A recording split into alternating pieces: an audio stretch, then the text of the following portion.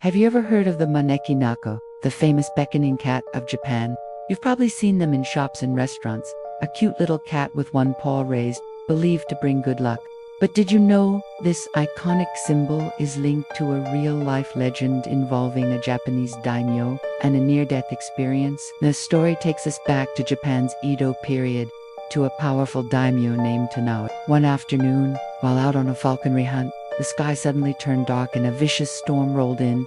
Naotaka and his men took shelter under a large tree near a rundown temple called Gotokuji. As the rain poured down, Naotaka felt a strange sense of dread. The political climate was treacherous, and he was constantly wary of rivals, even his own brother. He found himself wishing he were safe back in his castle. Suddenly, he saw a flash of movement. An assassin? He reached for his sword, but then he saw it. Sitting in the middle of the road, completely soaked by the downpour, was a single cat. It was a tricolored cat, and it just sat there, staring directly at him. An unusual calm washed over the hardened warrior, replaced by an overwhelming urge to approach the animal. This was strange for Naotaka, who usually only valued animals for their usefulness. Yet he couldn't resist. As he stared, the cat slowly lifted a paw, as if beckoning him forward. Without thinking, Naotaka walked out from under the tree and into the rain, his bewildered men following close behind. Just as he knelt beside the cat, a deafening crash shook the earth. A massive bolt of lightning had struck the very tree they were just sheltering under, splitting it in two and setting it ablaze.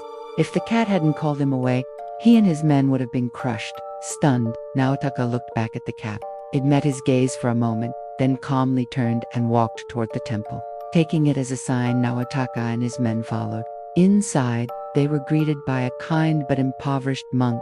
Grateful for his life, Naotaka declared that this was the will of Buddha. He became the temple's patron, and the once struggling Gotokuji temple flourished, becoming the daimyo's official temple. And that little cat, it became the inspiration for the Maneki Neko, the beckoning cat that saved the Lord's life and brought fortune to a humble temple. So the next time you see one, you'll know the incredible story of loyalty, fate, and feline intervention behind it. Thanks for watching.